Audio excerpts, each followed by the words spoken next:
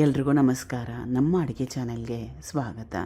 ಇವತ್ತಿನ ವಿಶೇಷ super simple ಆಗಿರೋ ಸಾರಿನ ರೆಸಿಪಿ. ಇದು ಬಿಸಿ ಅನ್ನ, ರಾಗಿ ಮುದ್ದೆ, ಇಡ್ಲಿ, ದೋಸೆ ಎಲ್ಲದರ ಜೊತೆಲೂ ಚೆನ್ನಾಗಿರುತ್ತೆ. ಮಾಡೋದು ಕೂಡ ತುಂಬಾ ಸುಲಭ. ಇದನ್ನು ಟೊಮೆಟೊ ಸಾರು, ಟೊಮೆಟೊ ಪಪ್ಪು ಅಥವಾ ಇದನ್ನು ಈರುಳ್ಳಿ ಟೊಮೆಟೊ ಬೇಳೆ ಸಾರು ಅಂತ ಕರೆದ್ರೂ ಕೂಡ ತಪ್ಪಾಗಲ್ಲ.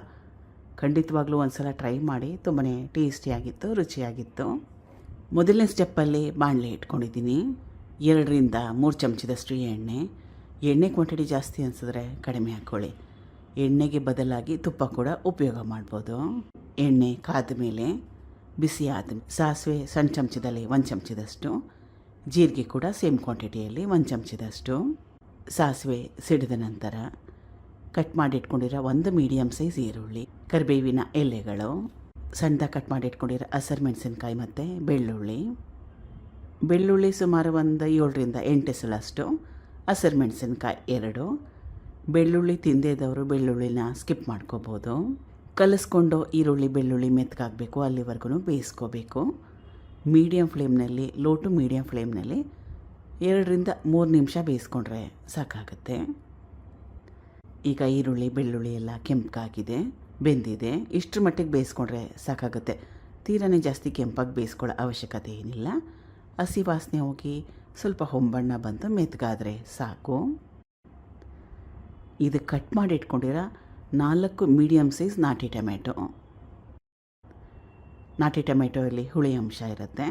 ಅದಕ್ಕೋಸ್ಕರವಾಗಿ ಈ ರೆಸಿಪಿಯಲ್ಲಿ ನಾನು ಹುಣಸೆ ಹಣ್ಣು ಉಪಯೋಗ ಮಾಡ್ತಾಯಿಲ್ಲ. ಟೊಮೆಟೊ ಹಾಕೊಂಡ್ಮೇಲೆ ಕಲಿಸ್ಕೊಂಡು ಟೊಮೆಟೊ ಮೆತ್ತಗಾಗೋವರೆಗೂ ಬೇಯಿಸ್ಕೋಬೇಕು. ನಾಟಿ ಟೊಮೆಟೊ ಬೇಗ ಬೆಂದೋಗುತ್ತೆ.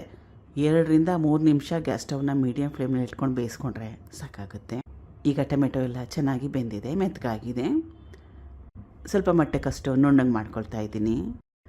ಇದು ಬ್ಯಾಡಗಿ ಅಚ್ಕಾರದ ಪುಡಿ 1 ಟೇಬಲ್ ಸ್ಪೂನಷ್ಟು. ಇದು ಖಾರ ಏನೂ ಜಾಸ್ತಿ ಇರಲ್ಲ. ಇದನ್ನು ಹಾಕ್ಕೊಳ್ಳೋದ್ರಿಂದ ಸಾಂಬಾರಿಗೆ ಒಂದು ಒಳ್ಳೆಯ ಬಣ್ಣ ಬರುತ್ತೆ. ಸ್ವಲ್ಪ ಅರಿಶಿನ. ಈ ಪದಾರ್ಥಗಳನ್ನ ಹಾಕ್ಕೊಂಡ್ಮೇಲೆ ಒಂದು 30 ಸೆಕೆಂಡಷ್ಟು ಬಿಸಿ ಮಾಡಿಕೊಂಡ್ರೆ ಸಾಕಾಗುತ್ತೆ. ಇದು ಮೊದಲೇ ಬೇಯಿಸಿಟ್ಕೊಂಡಿರೋ ತೊಗರಿಬೇಳೆ. ಸುಮಾರು ಒಂದು 150 ಗ್ರಾಮ್ಸಷ್ಟು ತೊಗರಿಬೇಳೆನ ಉಪಯೋಗ ಮಾಡಿದ್ದೀನಿ.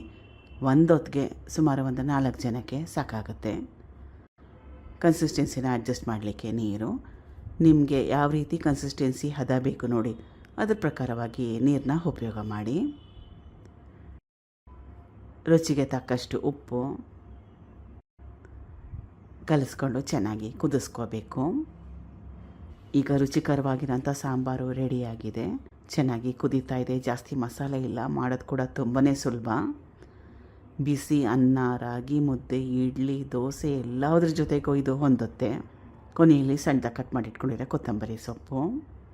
ಟ್ರೈ ಮಾಡಿ ನೋಡಿ ಒಂದ್ಸಲ ಈ ರೀತಿಯಾಗಿ. Thank you for watching. ಧನ್ಯವಾದಗಳು.